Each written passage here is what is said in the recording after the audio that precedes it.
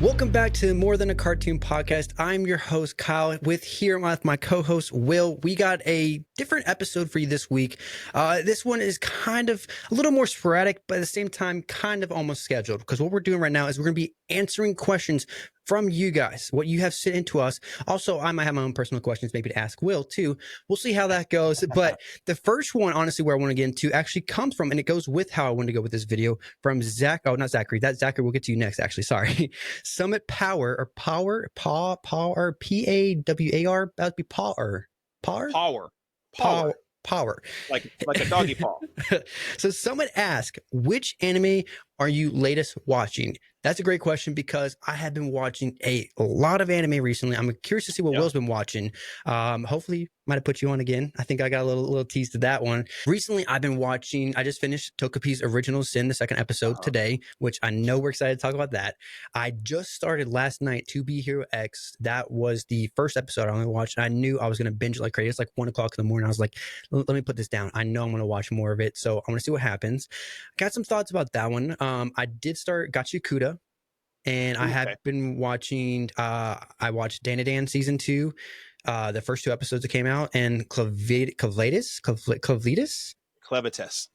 I watched these 2 episodes that came out with that. And then I just finished the first season of Apothecary Diaries. And now, what I told Will was last week, I mentioned that I'm doing a little bit different than I usually do each season. I wait for most of it or almost all of the anime that came out that season to be released. Because one thing is also I mainly watch dub, so I wait for all the dub episodes to come out. What I've been doing a lot recently, because I have been switching my views on sub. Certain ones I do prefer sub, like Togepi's Original Sin, I think is amazingly done subbed. I think it's great. But when it comes to this season, I'm like, you know what? Right now, I'm getting that itch of just wanting to watch a lot of anime right now. And I'm watching Apothecary Diaries, which is 24 episodes long, which it's good. But also, I want to mix it up a little bit. So I'm trying to stay up to date with all the animes that are coming out, at least the ones I want to watch for this summer season. So I've been watching a lot. I have a lot more planned I've been watching. But initial thoughts originally, before we get into Will's, I want to say a lot of people did recommend Clevatess. I think you said it, right? Yeah.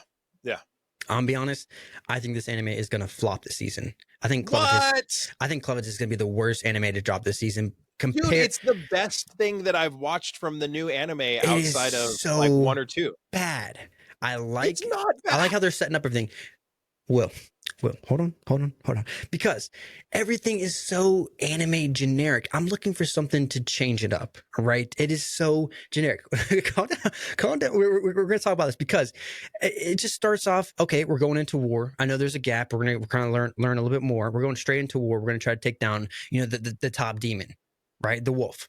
And it just, I thought it was amazing. Don't get me wrong. I thought it was amazing when they just flick the guy who's supposed to be like the most powerful one. He just flicks him and he lands in that rock and he's just like discombobulated all over. And he's that was pretty funny. I was laughing. He's the most powerful hero, and all of a sudden, and he's just like, and you're like, oh well, there goes the most powerful guy. So what's gonna happen? Oh, I was like, they're effed. Like it's done. It's over with. Now they're all gonna die. And what happens? Spoiler alert. Yeah, technically, yes, they all die. Technically, but I mean, it's in the synopsis that he brings like a hero back to life. Like that's literally the synopsis of the anime. So what happens though is right after they attack him, he goes to the kingdom, which I thought was great. I thought how they're setting up for that. I thought like, okay, come on, give me at least a little bit of a battle. No, just wipes him out, an entire kingdom instantly. Okay, he takes the child. Understand that. That was good. But then you're finding out that this is a prince and has like royal blood, has a throne. Has intentions for his life. I thought it was cool. Then you get to the second episode. I thought they were going to pull a Skyrim on us. Honestly, I really did. At the end of episode 1, I thought they were going to do Skyrim when she wakes up. Oh, it's just a dream.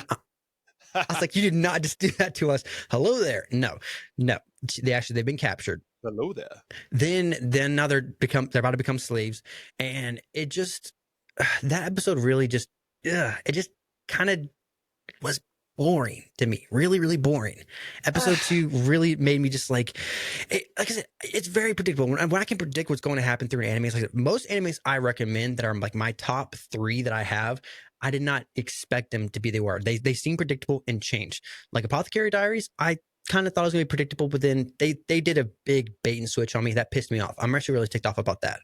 But when it comes to this one, I feel like I know how it's going to end. I feel like it's going to be your basic anime. Is it going to be good? Yeah, but I feel like everyone overhyped it. I feel like I'm be honest. Give me your viewpoints on it then.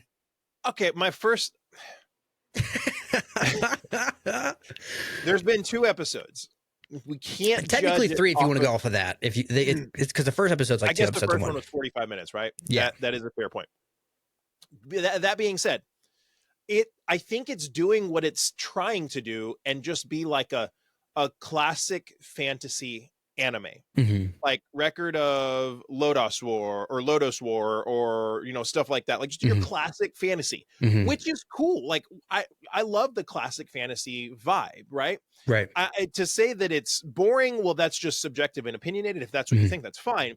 But to say that it's like generic and basic, I think it's actually bringing up some really interesting elements where okay, you've got this demon beast that wants to destroy humanity, but then all of a sudden is implored by a woman that he's just killed to take her baby, and basically he decides, I'm going to take this baby and raise this child and see what kind of a person this child becomes, and that will help me determine if I'm going to destroy humanity or not. I thought that was kind of cool. That's a little interesting. And then, all of a sudden the child's the heir to the throne. That's interesting. And then, in this world, the lore of this world, the most powerful weapons are these red steel weapons that only the families of this royal line can craft. And now they're all dead except for this baby. He's the only one that will be able to make it now. The secret dies with him. Everybody in this world is seeking these weapons. Is it like a wholly original, like gonna be something crazy, like Virgin Punk looks like it might be really, really cool and might be something new and original? Is it gonna be that? No, it's not gonna be a 10 out of 10. Is it gonna end up, I think, being something that's gonna be a solid 7 out of 10? That's gonna be a fun watch. It's gonna be enjoyable, something good to watch. That's what I think it'll be. I think it'll be something fun and enjoyable. But you also like romance and rom-com, so I can't expect you to like. I understand that. No, I mean, I'll bite because the thing is, I think first off, this will be a 6.5. I think it's definitely overhyped. I think it is going to be a 6.5 out of 10 anime this season. I'm predicting that right now, of like all around, not just my predictions. I think this is what it's going to be, a 6.5 out of 10. I feel like a lot of it does kind of derive from, I felt like I was watching Slime at some point, okay? Because you can see with the wolf, all right, he never wanted to be part of this war. They brought the war to him. They tried to take him down because they want to expand their territory. He thought they were insects. To live his life. He's like, why are these people coming here trying to kill me? Now, his logic, though, he's like, okay, well, if these people might attack me, and since I destroy this kingdom, why would the other kingdoms not attack me then too as well? So he's like, okay, maybe I should take out all humans then. That's where it comes in an aspect. And I thought that was pretty neat. But what I thought was interesting is they set it up telling you like, so it's this nation, right? Or this continent. And in this continent, there's like 4 or 5 human nations. Yeah. So there's these 5 human nations, and that's all they know. They're like, hey, what's all this black? This black is all this land that's ruled by these dark beasts. Yeah. So the humans of these 5, or the humanoid races. At the top of those, though, are 4 lords of the dark beasts, too. Correct. Yes. So this continent of these 5 nations that are surrounded by this dark area and the territory of these lords of the dark beasts, they don't know what the rest of the world is like because they can't get to the rest of the world. I thought that was kind of interesting. And that's why, like you say, well, they're just trying to expand their territory. Well, it's more than they're trying to expand their territory. They're trying to kill one of the lords of the dark beast so they can freaking see what the rest of the world looks like. No, they're just trying to expand their territory. They are just trying to expand their territory. So that they can see what the rest of the world looks like. No, you can't convince me any other way. I guarantee that's how it's going to play out. They just want to, because every single one has their own differences, and they're all trying to fight for the top power. That's what I'm predicting. It's not set in stone, but you can kind of tell that's how it's going to be. None of these really get along. Now, because there's 5 different types of humans or humanoids, that I think that's what they call it. There's your basic humans. You have like elf type, orc type.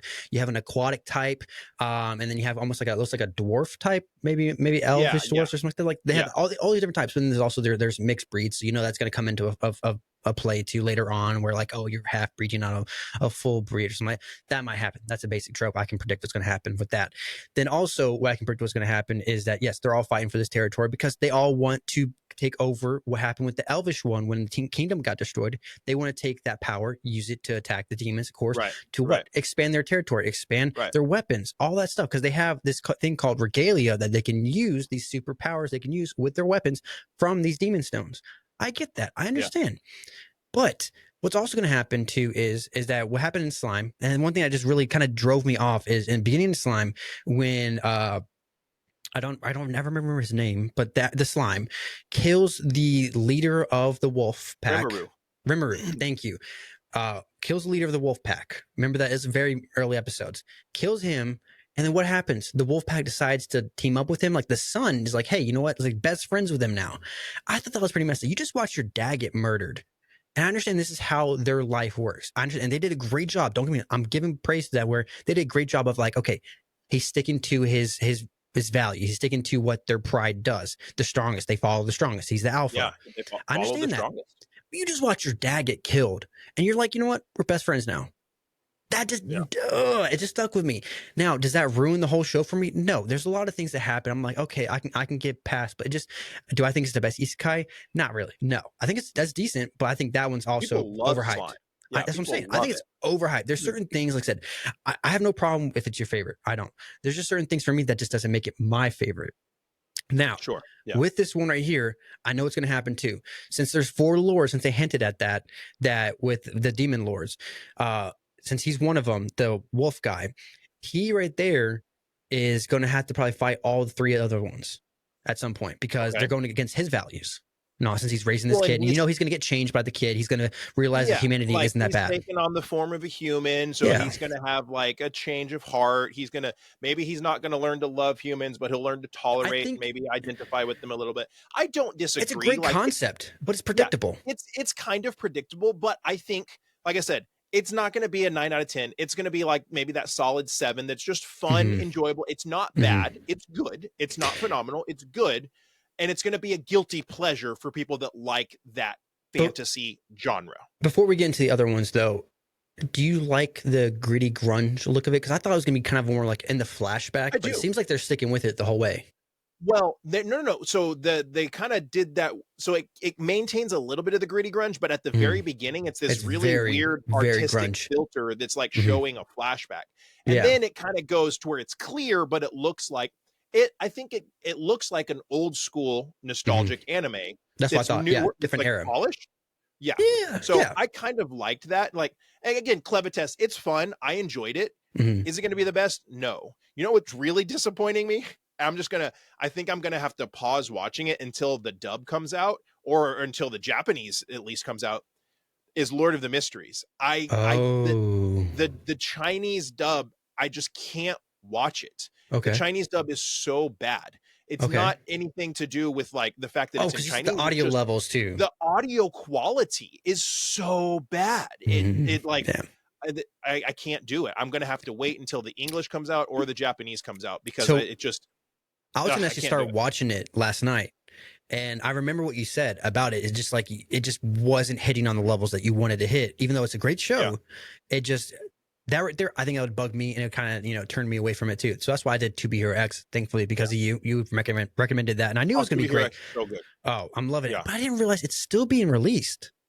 It's it's still going. Episode 15 comes out in a couple days or something like that, or like in a couple hours. On episode 8 or 9, but so there's Lord of the Mysteries. I'm watching Rent a Girl. Good God, not Rent a Girlfriend. I'm watching my Dress Up Darling. I'm on episode 10 of season 1. Thank God. Yeah. So I've got 3 more of season 1. My Dress Up Darling is so good. I'm strictly gonna watch that because of dub, though. I'm sorry, but Amelie, I loved her dubbed. Is it releasing dub? I thought it was only subbed. Oh no, you're watching the first season. I'm on season 1. Sorry, that's my fault. Yeah. Because I want to start watching season 2. Dude, really enjoying my Dress Up Darling. Yeah. Is it like best goat? I'd give it an 8. It's really fun. I really enjoy it. That's higher than I expected you to give it. Honestly, I thought it'd been like a solid 7 for something that's not my genre. Yeah. And then my best friend Ty was really hyping up the fragrant flower blooms in whatever. No, I was like, yeah, let's watch it. And then it got like delayed by like 2 months. I was like, what the deuce? So then there was I'll tell you what happened with that. Yeah. And then, so like, this is all the new stuff, right? So I'm watching other stuff as well. But the two that I really enjoyed, Gotchi Akuda episode 1 was good. I liked it. I think it's setting up a good foundation. But what has really blown me away and is interesting, because I'm not like into the whole BL trope, is the summer Hikaru died. I really loved I haven't that started first that episode. yet. Really? That first episode was so good. It's on Netflix, I right? really like it. And I don't agree that it has one of the labels of BL, which stands for boys love. Yeah. I don't agree that it should be labeled as BL. I think it has like signs of it though. Just seeing what the It, trailer oh, did. it absolutely does. Like the main character is absolutely gay. Like he's in love with Hikaru. Like it's very obvious that he loves Hikaru. So they just put it out there. Okay. Yeah, so it's clear. Like, I mean, if you don't know about like the BL trope, and like if you're kind of oblivious to, you know, I don't want to say it the wrong way, but if you're kind of oblivious to like gay culture and stuff, you might be able to watch it and be like, oh, this guy's just really, really like good friends, like really good friends. I guess you could see it that way. Just watching that trailer, I don't know how you can see it that way. I mean, but no, it's very obvious that the main character was in love with his best friend Hikaru. Okay, and so which can make it interesting. Labeled though. The BL, yeah. So the BL label, it's fine, it's whatever. Like I if that's how it's going to be labeled, but to me, it's much more. I think it's going to be a lot more of like a supernatural thriller type of thing. That it was just really good. It did this more really horror good than BL. Job. More than that, yeah. I think that, I mean, obviously, like, there's going to be a relationship there, right? A love relationship between the two main characters, and that's going to be the underlying foundation. But I think there's going to be a lot more supernatural stuff going on, and like, it does a really good job of like showing you these quintessential Japanese summer anime scenes, right? Where like two friends that live in a small village, walking down the street, pushing their bikes. You have the cicadas in the background. Quintessential scene, right? Dude, and then all of a sudden you get this cut to this really crazy scene of like a demon or this old lady that was butchered in her house, and it's jarring, and the juxtaposition is like, oh my god, what the heck is happening? A lot of animes are doing that now too. Yeah, just so, like that quick. We were talking about like Clevatess, when boom flicks them, just instantly happens. Because when I first started noticing that, it started happening a lot. Was Heavenly Delusion. That just started like instantly everywhere. They're just like, screw it, we're just going hard. I only watched half of it because I was like, this is getting like a little bit too much. I'm not big into horror or gore or stuff like that. It was getting a little much, but like I need to finish it, dude. It's still stuck with me. But that right there, they just gave no Fs. They just did it. And that's one thing a lot of animes are doing, where like you'll see again with Togepi, they'll have cute, nice. I mean, dude, the soundtrack, the opening for Togepi's Original Sin, love it. So cute. Yep. But that is not how it is. Dude, the second episode, I'm gonna be honest right now. I'm gonna tell you right now. I'm happy in the wrongest ways possible. I'm happy in the wrongest way. Okay. Have you seen the second episode yet? I haven't watched the second episode. I'm not going to spoil it for you. All I got, I want to spoil it, but dude, don't spoil it. I can't. I'm happy in the wrongest ways. Just remember that, okay? So I could talk about. I don't want to spoil anything, but like, I could talk about some theories for the first episode of The Summer Hikaru Died if you want me to get into it. There's not really anything that I can spoil. Like, it's the first episode. Yeah. But it'll have to give away some plot points. Yeah, I'd love to hear it. Go ahead. Yeah, I'm probably going to watch it after this, honestly. Cool. So for anybody listening and watching so far, by the time you watch or you're hearing this episode, episode 2 of The Summer of Hikaru Died should be out, maybe even episode 3 potentially. But anyways, it's out of everything that I've watched from the new season, it's my favorite so far. I am really looking forward to watching Virgin Punk. I think Virgin Punk's going to be super, super cool. It looks great. But The Summer Hikaru Died is basically, it's predicated on his two best friends. Hikaru disappeared. So they live in a small mountain town, right? Hikaru disappears on this mountain for a week and then comes back. And he comes back and everything's fine, but his best friend realizes that it's not Hikaru. And so what you see 6 months after he comes back. And so they're in the hot summer. And so they're sitting eating ice cream. And he looks at Hikaru and he goes, so 6 months later, right? And he goes, so you really were on that mountain for a week? And he's like, yeah. And he goes, it's been 6 months, huh? And Hikaru goes, yeah. And he looks at him and he goes, you're not Hikaru, are you? And Hikaru looks at him and his face like warps and he goes, man, Mm. I copied his personality and his body perfectly. How did you Gives figure the this main out? character a Yeah. gives the main character a big hug and says, don't make me kill you.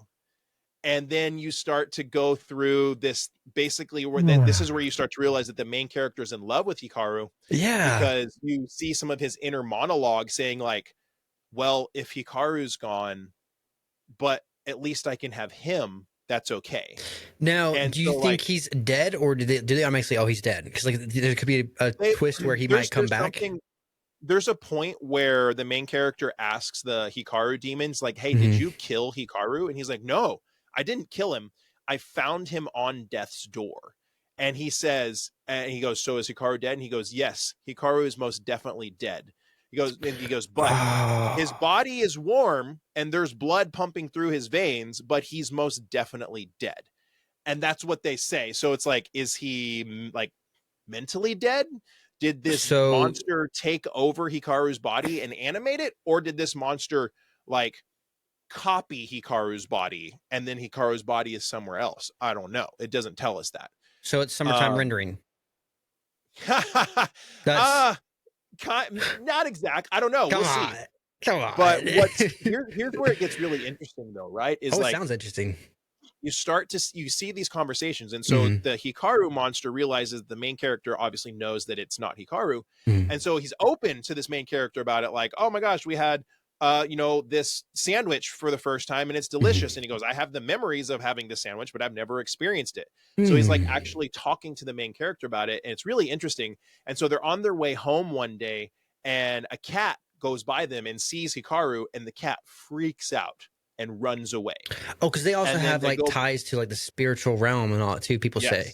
Yes. Oh. And then they walk by this old lady's house, and this old lady looks at Hikaru and points at him and starts screaming and saying, the demon from the mountains has come down. The demon from the mountains has come down, and runs into her house and shuts the door, right? I'm liking this. And then so they go home, and on their way home, the Hikaru demon's asking the main character, hey, can I come over to your house later? I want to read this manga, blah, blah, blah, blah, blah. And they're talking about that. And then so they get to his house, and Hikaru looks at him and he goes, are you mad at me? He's like, no, I'm not mad at you. I'm just processing. And so Hikaru goes, is there anything that I can do for you?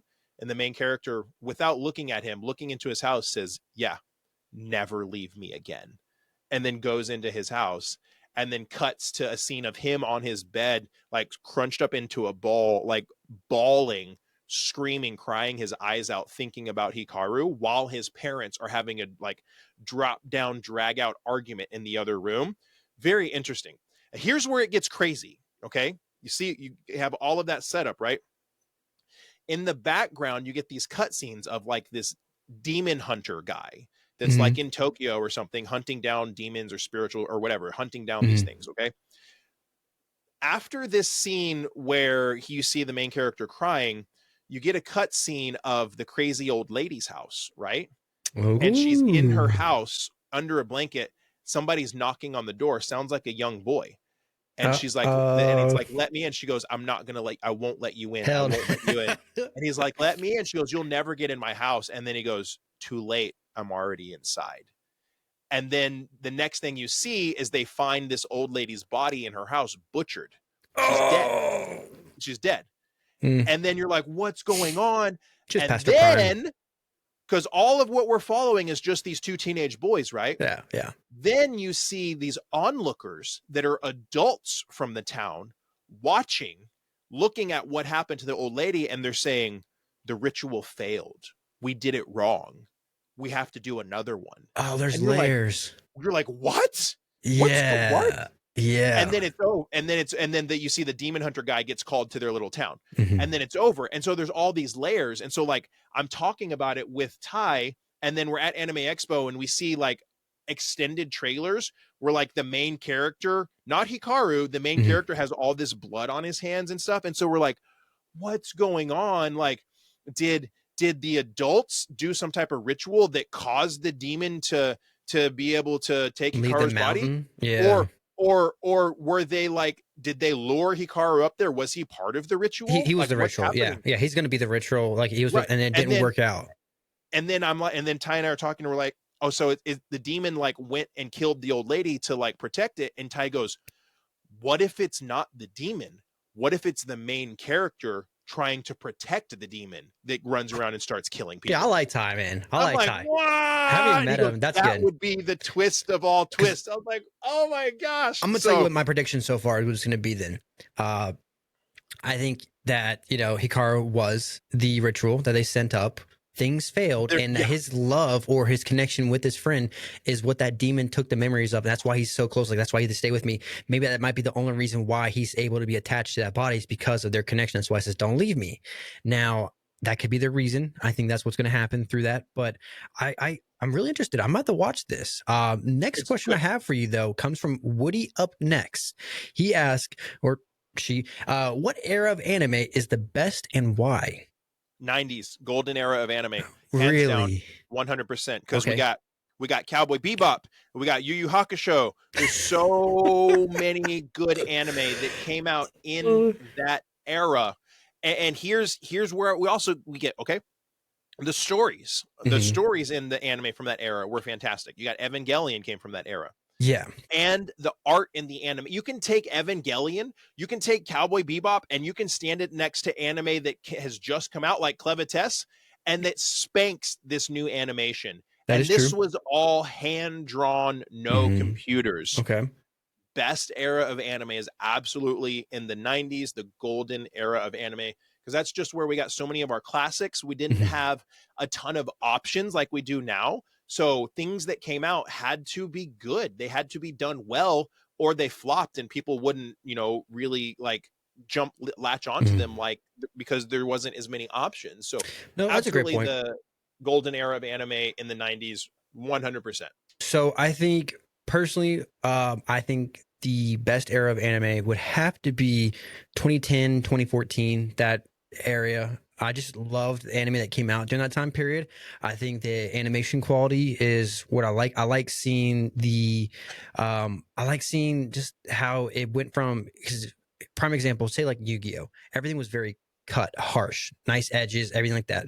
Then you get to 2010, it's still not like very fluid as you see now, but it still has like, I don't know, for some reason, like, Code Geass, prime example. I think that era of animation was just so good. And I think it's very underappreciated because the way people were drawn and stuff like that. I don't know. I just really enjoyed that. A lot of animes that have stuck with me in my mindset are from that era.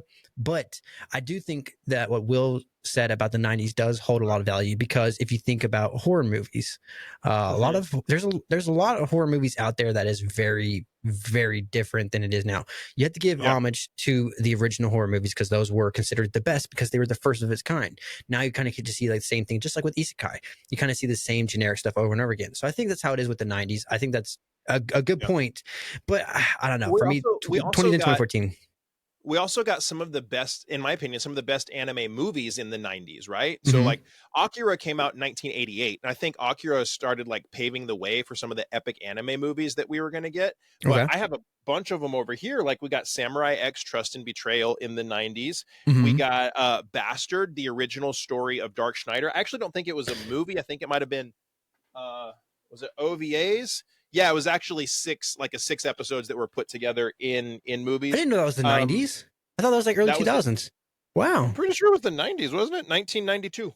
Wow. Yeah. Okay. All right. 1992. Nice. And then they did a remake recently that's okay, right? And then there's just a bunch of good stuff that came out in the we also had, I believe, Perfect Blue was like 1993. Perfect Blue was about like wasn't that horror one? Yeah, it draws on like the Japanese pop idol kind of world and the dark stuff behind it. I actually have a video that I've recorded that I need to edit. I don't know if I'll get to it this week. I might have to do it next week, called Anime That's Inspired by Real Life. And Perfect Blue is one of those because it's inspired by an actual attack that happened to a Japanese pop idol. And because of that attack, they implemented a bunch of things about, pop idols to kind of keep them safe and like keep them out of some of the craziness and stuff. And it's just a masterpiece of like psychological thriller horror. Like you get halfway through it and you're like, what's real? What's not real? Very, very good. Next question that comes to us is from MSK Hala. They ask, what do you think about Horimiya? Now, have you seen Horimiya, Will? Never watched it. Okay, so that right there, I hear that it's very good. It's probably one of the best romance animes you could watch. Just all around, it cuts all the bull crap of will they, won't they, will, like, you know, what he just needs to say or she just needs to say. It actually cuts through that and just, you know what, makes a legit relationship seem actual. Now, Cool. it does have some basic tropes. The one thing I do love about it, though, is the main character himself. He's just not afraid to say what he wants. He says his feelings, and I think it's something every guy should be able to realize too. Because, dude, your girl just wants to know what you're thinking. That's all she wants to know. Yeah. All right, so just tell her what you're thinking. He says it. Now, the way she takes it is very anime tropish, and all you have a tsundere falling in love with this guy who is She's a tsundere. Okay, I she didn't is. realize that. She really is, dude. You know, she's technically brown hair, but you know, your cliche redhead. In anime, where you know she's very fiery. Every time she gets mad, and all that, you know, she'll punch the crap out of somebody and all that. People are scared to approach her, but he is very edgy, kind of underlooked, was picked on a lot as a kid. But underneath him is honestly, again, another time I've questioned my sexuality when you see who he truly is. Because, dude, I mean, just let's be honest, man. Like, you got it when you see it. Just trust me. So the fact is, he's not afraid to express his emotions to her, and I think it's beautiful because he's not he's not afraid to express his emotions to her, but he's afraid to express his emotions to anybody else. So I think that's very cool how that happens. And what also just doesn't make sense too is like after like them dating for a while, they just like, hey, will you marry me? And she's just like, yes. I'm not really trying to spoil anything, but also one people don't realize I mean, too. I'm probably not going to watch it. Let's be honest. There's a scene. There's too much. It's a jump cut where they're just in their room and all something happened. You're like, okay, what happened? She bit him on his neck. He goes, ow. You see a bite mark on his neck. Well, a lot of people don't know this. They did the little hanky panky, you know, hide the snake in the boot situation, all that stuff. That's what happened. So if you want to know anime where they have sex, that's Horimiya. You don't see it. My boot. there's something. So that happens. Now, another question goes is, what is your first anime that you have watched? That comes from Nirzan Thapa, I think I would say it. The first anime that First anime I ever watched was Akira. Oh, yeah, I forgot that was, yeah. And I was like, you really started out with a serious one to start out with the first one. 24 years ago. So 2001. Wow. I had a buddy bring like over. Very He's like, rare to find too. Movie. Yeah, he's like, let's watch this movie, Akira. I'm like, okay. And we watched it. I was like, that's awesome. What was that? He goes, that's anime. I also brought over All My Goddess and Slayers. You want to watch those too? And I was like, yeah. And then that's when it all started. Dang. First anime for me, I'll say this, and I know Will's reaction to it, but it will always be Avatar: The Last Airbender. That was the first anime. Not anime. Actual anime, if you want to take it like actual anime, yes, you have your Pokemon, Yu-Gi-Oh, all that stuff. Didn't know it was anime. Willingly knowing it was anime was always Naruto. Like I said, I put it on to make fun of it, just to have background. But and then they pulled the jutsu on you. Dude, honestly, the freaking tuning exams, and you know, I think it was it you, or I think it was another video I saw when they were interviewing the voice of Naruto, and she was saying that like one of her favorite moments obviously was the tuning exams. That's literally out of any anime ever, the tuning exams is probably like my favorite out of all. By the way, the most inappropriate power in all of anime is the shadow clone jutsu. Bear with me. Okay. I thought it was a sexy jutsu. No. The shadow clone jutsu. Okay. You think Naruto and Hinata haven't abused that jutsu? Give me a break. Now, combine the sexy jutsu. Many hands make light work. That's all I got to say. All right, everybody. That's it for today. Dude, I think, honestly, it is crazy to think about that, because once I realized that he can learn information and jutsu from his shadow clones, why aren't you abusing that crap? Yes. Yeah, you want to talk about in the bed stuff. I got that. That works. Great. Cool. That's If they're into I'd that, just be having great. 10 clones all the time. Dude, somebody studying all the time. Somebody training everything, and fighting all the time. one and watching anime, and I'm like, compiling that information. Oh my gosh, I would do that. I would abuse the crap out of it. Why don't they do that? I don't know. I think there's something they might added in later on. But also think about this then. All right, is a little messed up. We've all thought about it. Shadow Clone Jutsu mixed with the sexy Jutsu. Yeah, mixed with Hinata's ability to see all of your pulse points and manipulate your heartbeat. Think about that. Now, I'll let you do whatever you will with your thoughts, guys, but I'm sure somebody out there has animated it before. Great marriage. Yeah, it's been animated. It's been animated. If not, it will be. I'll say a little something silly to close this out. I saw a meme, and it was a picture of Sakura from Boruto, and she's talking to oh god, what's Sakura and Sasuke's daughter's name? I don't care, dude. Anything Boruto, I pass on. She's talking to Sakura and Sasuke's daughter, and so you see Sakura from the rear, and she has a very large behind, and the caption was Sakura from Boruto about to make me act up, and I was like, yo. What? And this is Sakura, dude. Are you serious? Of all the people? Of all the people. Yeah, of all the people. But 90s anime is my favorite. Sarada, that's her name. I highly recommend watching classic anime. There's some really, really good classic anime out there that's just, if anything, I'm wearing one. If anything, it's just shirt. Very good shirt. It shows you the foundation on what anime was built on. And kind of gives you what some of the inspirations were. Trigun, very inspirational. Cowboy Bebop, Yu Yu Hakusho. You have just Samurai X, Rurouni Kenshin. So many different things that were. They keep remaking that too. Rurouni Kenshin, that's got to be a staple of an anime. If they keep on remaking it, or adding on to it, that right there. But Trigun, I haven't started, but I know it's. That's a whole nother bucket of controversy that we'll have to maybe get into another day, but. Yeah, unless you got anything else, bro. Thanks everybody for tuning in. Comment, let us know, if you have any ideas on things you want us to discuss. If you enjoyed us answering your questions too, I highly recommend you following us and on all socials too. We'll probably doing this every once in a while, either that or make it a weekly segment. I really enjoyed that. I really do appreciate you guys, everyone who did it. Shout out to everyone who's followed us. Shout out to everyone who wrote the questions. I appreciate you guys for that. That was awesome. 100%. I enjoyed that. Very question. Of course, you have your generic questions of stuff like that you're expecting to, but honestly, a lot I was very surprised about too. Once again, appreciate you guys for being at this episode. We will be back again for next week. Hopefully talking about, again, maybe what's going on in the spring anime, because like I said, I don't think we really unraveled enough about what's currently going on. But at the same time, I know it's very controversial, might perk up some ears. We'll see what happens. I really, really hope Clevitus, whatever, just doesn't suck. It's not rememberable. Who sees? There you guys. We'll see you in the next one. Peace out, y'all.